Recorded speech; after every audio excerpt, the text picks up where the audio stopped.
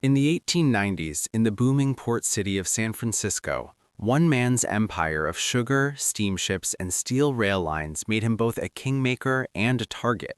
And when an attempted murder shattered the calm of his mansion, it exposed how dangerous wealth had become in America's Gilded Age. That man was Claus Spreckels, a German immigrant who rose from dock laborer to one of the richest industrialists on the Pacific coast. His rise was not luck, it was calculation. By the late 19th century, sugar was more than a sweetener, it was power. Whoever controlled its refining, shipping, and pricing controlled entire trade routes across the Pacific. Claus Spreckels understood this before his competitors did. While East Coast financiers fought over railroads and oil, he quietly built a monopoly stretching from Hawaiian plantations to California refineries. Newspapers called him the Sugar King of the West. But monopolies attract enemies. Some were businessmen, others were politicians, and a few were desperate men who believed that if you could not beat power, you could remove it. Claus had arrived in America decades earlier with almost nothing. He spoke broken English, had no connections, and worked in grocery warehouses hauling sacks heavier than himself. Yet observers noticed something unusual. He never hurried, never panicked, never gambled. He watched markets the way a hunter studies prey. His first fortune came not from sugar itself, but from understanding its price fluctuations. When others sold during dips, he bought. When others stockpiled, he sold. Within years, he controlled distribution routes. Within a decade, he owned refineries. By the 1880s, his mansion stood like a fortress overlooking the city's growing skyline, iron gates, armed guards, and thick stone walls. To outsiders, it looked extravagant. To Claus, it was necessary. Because the richer he became, the more threats arrived. Letters came first, anonymous, crude handwriting. Some demanded money, some warned him to stop expanding, others promised death. He burned most of them. Industrialists of that era often received threats. Labor unrest was rising across America. Workers protested low wages. Rivals hired spies. Sabotage was common. Violence was not rare. Claus treated the threats as background noise until one evening proved they were not noise at all. The night was unusually quiet. Fog rolled in from the Pacific, swallowing the city block by block. Inside the mansion, gas lamps flickered against marble walls. Servants moved silently through hallways. Claus sat in his study reviewing shipping ledgers from Hawaii. Then came the sound. A sharp crack.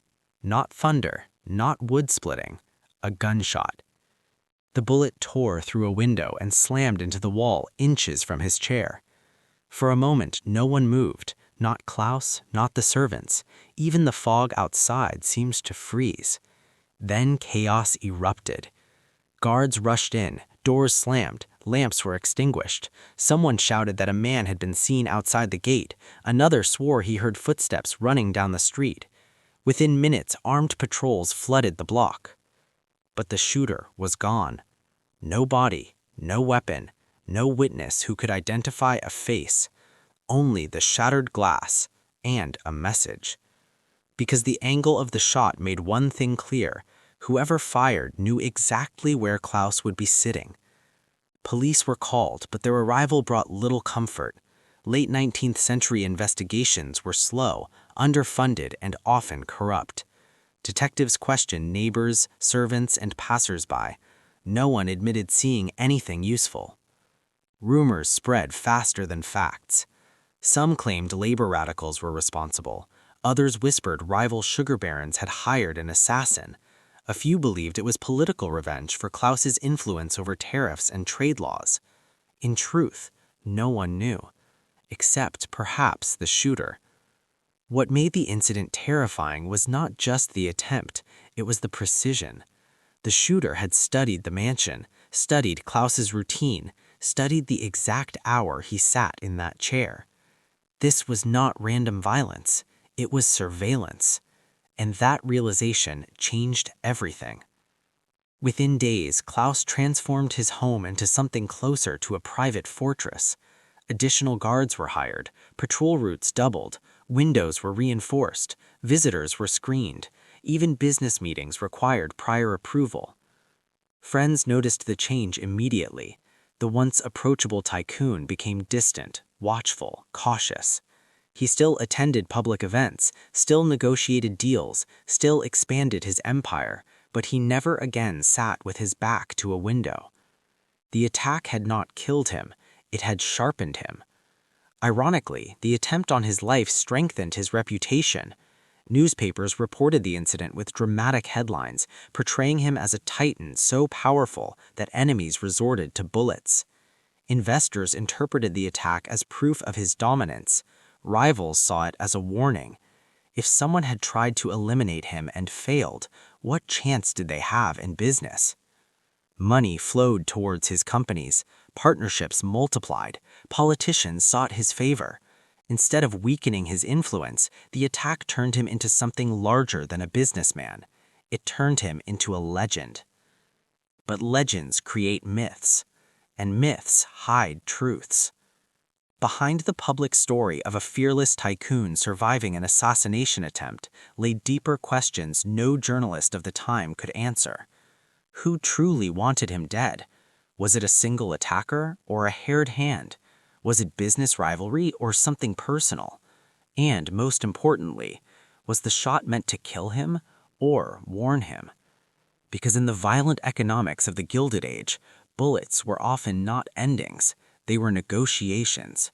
And this shot, fired through fog into a magnet's study, would become the opening move in a power struggle that would reshape an empire, a city, and the dynasty history would remember as the Spreckels family.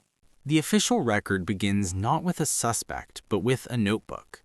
Detective logs from the weeks after the shooting read less like a criminal file and more like a list of vanished possibilities. Names appear, then disappear. Leads surface, then dissolve. Statements contradict each other. What should have been a straightforward attempted murder case instead became a study in absence. Investigators started with the obvious question: who benefited if the Sugar King died? The list was long. Rival refiners from the East Coast had been trying for years to break his Pacific dominance. Shipping syndicates resented his control of freight rates. Plantation owners accused him of manipulating crop prices, and politicians, especially those tied to tariff negotiations, privately admitted his lobbying power could sway legislation. Yet, motive alone wasn't evidence. Police canvassed the neighborhood. A milk driver reported seeing a man near the gates.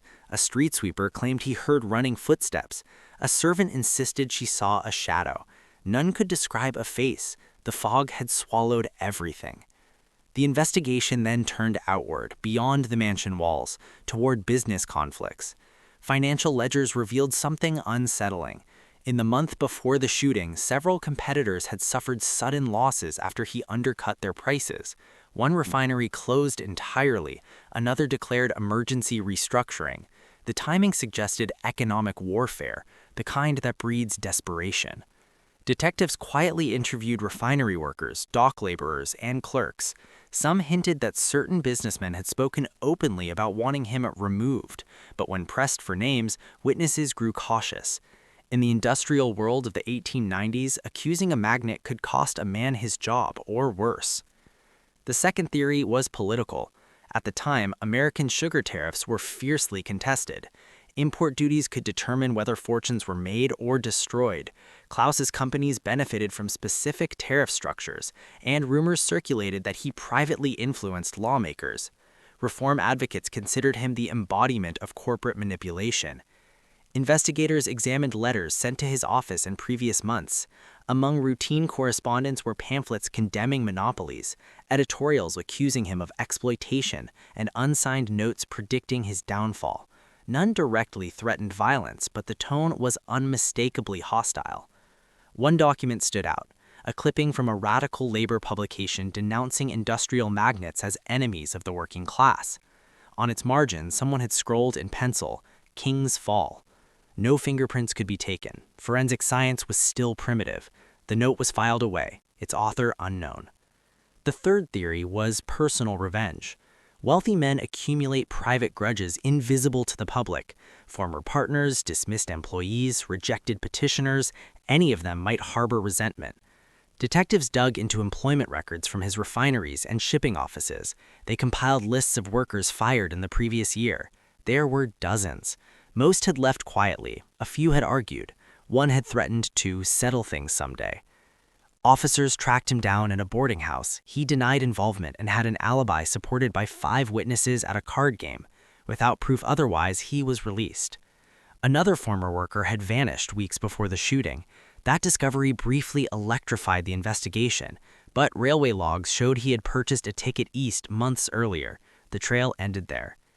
As days turned into weeks, pressure mounted. Newspapers demanded results. Editorial cartoons depicted detectives chasing ghosts. Public fascination grew.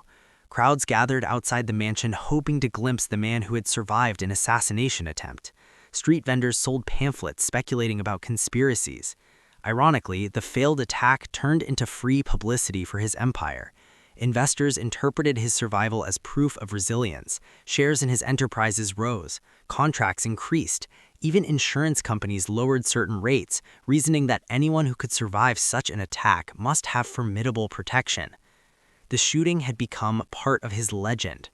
Meanwhile, the detectives faced a humiliating reality. They had nothing. No weapon, no suspect, no confession, no motive strong enough to prosecute.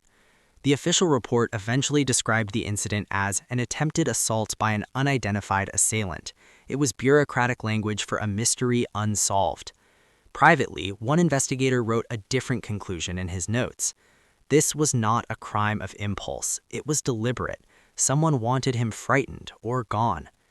While police struggled, the tycoon acted. He did not wait for justice. He redesigned his security network himself.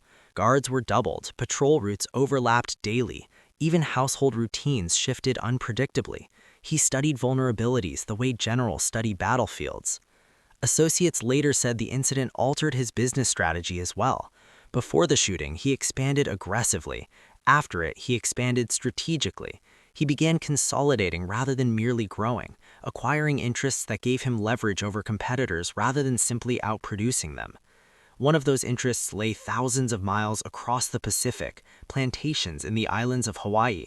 Sugarcane grown there fed his refineries. Controlling the source meant controlling the future, and control, he now understood, was protection. Historians would later argue that the unknown gunman achieved the opposite of what he intended. Instead of weakening his target, it hardened him. Instead of slowing his expansion, it sharpened his strategy. Instead of frightening him into retreat, it pushed him toward domination. But that interpretation came later. At the time, no one knew whether the shooter would try again. Every shadow became suspicious. Every unfamiliar face drew scrutiny. Every letter was opened carefully. Because somewhere beyond the mansion walls walked a man who had once aimed a gun at the most powerful industrialist on the Pacific coast and had missed. And until that man was found, the story was not over. To understand why someone might risk murder, investigators eventually realized they had to stop looking at the crime scene and start looking at the empire. This segment of the story isn't about a bullet, it's about geography. Spread across shipping ledgers, maritime contracts, and land deeds was a network stretching from California's refineries to vast plantations thousands of miles away. At its center stood a corporate engine known as the Spreckels Sugar Company. It wasn't just a business, it was infrastructure. Ships carried raw cane across the Pacific.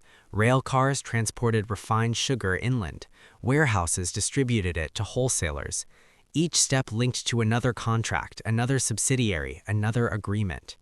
Disrupting one part wouldn't collapse the system because the system had backups. This level of integration was rare in the 19th century. Most companies controlled only one stage of production. He controlled them all. And that frightened competitors. Economic records from the period show a pattern. Whenever a rival attempted expansion, prices suddenly dropped.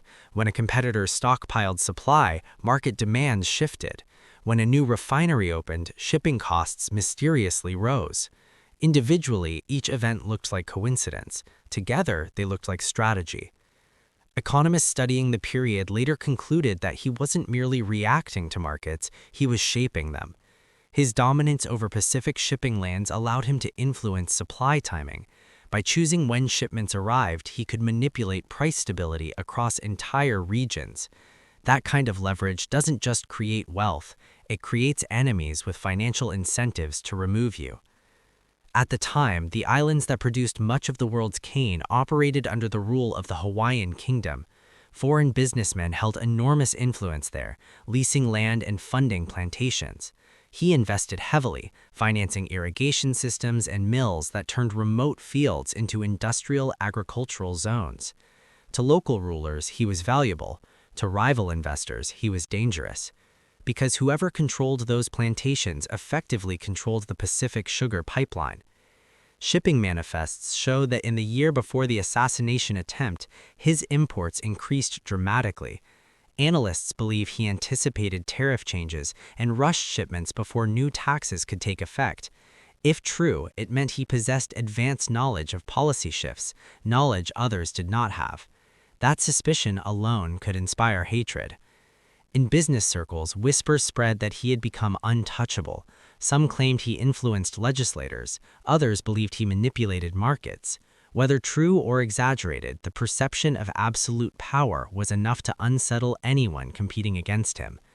Power invites resistance, and resistance sometimes chooses violence. One overlooked detail from the shooting night began to gain new significance among private investigators hired by his associates: the shooter's accuracy. This was not a random attacker. The shot had been steady, controlled, and precisely aimed. That suggested training, possibly military, possibly professional. Hiring such a marksman would not be cheap, which meant the attacker might not have been acting alone. Business archives reveal that shortly before the incident, negotiations had collapsed between him and a consortium seeking access to his shipping routes. The talks ended abruptly. Witnesses later described the meeting as tense, voices raised, accusations exchanged. No official record links that dispute to the attack, but the timing is difficult to ignore. Meanwhile, the tycoon himself never publicly accused anyone. He issued no statements blaming rivals. He filed no lawsuits. When reporters asked about suspects, he simply replied that the law would handle it. Privately, however, he expanded his intelligence network. Shipping captains reported unusual inquiries.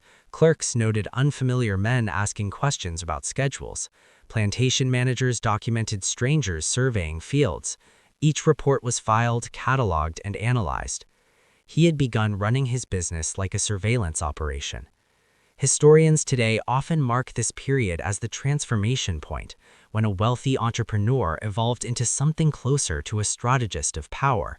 The attempted murder did not just threaten his life, it altered his worldview.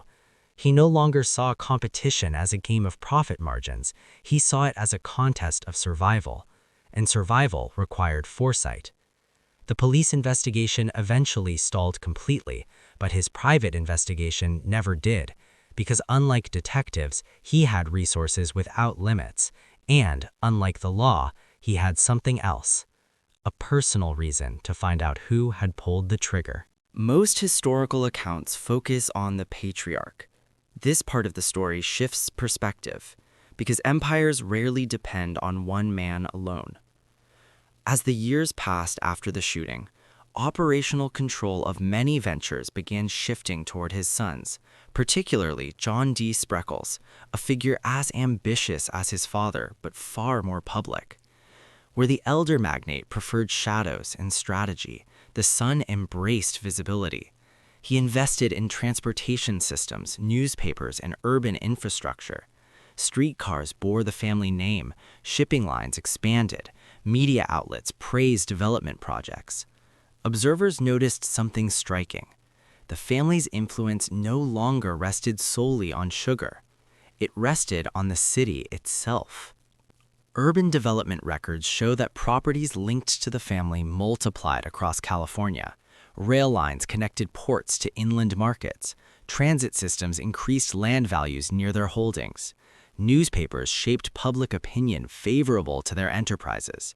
The dynasty had diversified, and diversification meant resilience. If one industry faltered, another would sustain them. If one rival attacked, others would counterbalance. The empire had evolved from a single industry monopoly into a network of interlocking interests. That kind of structure is extremely difficult to destroy. Yet the mystery of the gunman lingered like a ghost in family history. Private correspondence suggests the patriarch never forgot the sound of that shot.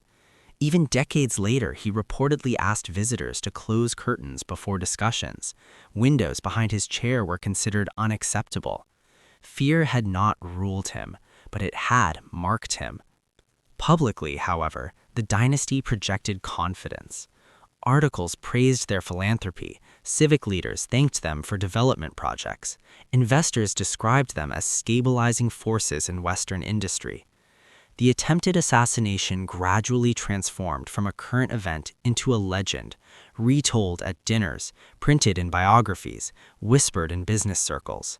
With each retelling, the unknown attacker became less a criminal and more a symbol of the dangers faced by men who accumulate too much power. Economic historians now argue that the attack may have indirectly strengthened the family's long-term position. By forcing them to adopt tighter security, diversified investments, and broader influence, it accelerated their evolution from wealthy businessmen into a full industrial dynasty. In other words, the bullet that failed to kill the patriarch may have fortified the empire. And yet one question persisted across generations. Who fired it? No confession ever surfaced, no deathbed admission, no document discovered decades later revealing a plot. The identity of the shooter vanished into history as completely as he vanished into the fog that night. But sometimes in the study of power, the absence of an answer is itself revealing. Because when a crime targeting one of the richest men in America remains unsolved, it suggests the forces behind it were either invisible or protected. Documentary evidence ends where interpretation begins. Modern analysts reviewing financial archives, shipping logs, and political correspondence often reach the same conclusion. The attempted assassination was less an isolated act and more a symptom of its era. The Gilded Age was not merely a time of wealth, it was a time of collision. Industrial expansion collided with labor unrest. Private fortunes collided with public resentment. Monopolies collided with reform movements. In that environment, violence was not an anomaly, it was a pressure valve. Seen in that context, the shooting becomes almost inevitable. Consider the pattern. A man amasses extraordinary wealth. He dominates an industry. He influences markets across oceans. He becomes indispensable to governments and feared by competitors. At that point, conventional opposition often fails. And when conventional opposition fails, history shows that someone, somewhere, considers unconventional methods. What makes this case remarkable is not that someone tried to kill him, it's that the attempt failed, and failure changed everything.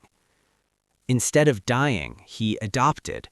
Instead of retreating, he consolidated.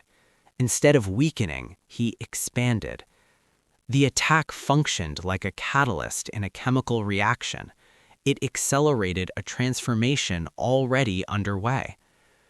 The dynasty that emerged afterward was more organized, more guarded, and more influential than before. Archival photographs from the early 20th century show the family surrounded by symbols of permanence: stone buildings, rail systems, ships, newspapers. They appear less like businessmen and more like institutions. That perception mattered, because power in the modern world is not just about what you own, it's about what people believe you control. And after the shooting, people believed the dynasty was untouchable. Ironically, the unknown gunman may have contributed to that belief more than any business success ever could. By trying and failing, he proved something to the world. If even an assassin couldn't stop them, who could? Today, historians still debate whether the attack was meant to kill or warn. Some argue it was a hired professional who simply missed. Others believe it was a staged intimidation meant to send a message. A few suggest it may have been a lone extremist acting without backing. No theory has ever been proven. The truth remains locked somewhere in the past, buried with the men who might have known it. What survives, instead, is narrative. The story of a shot fired through fog, a bullet that struck plaster instead of flesh, a magnate who lived, an empire that grew, and a mystery that history never solved. Because sometimes the most powerful forces shaping history are not the events we understand, but the ones we never do.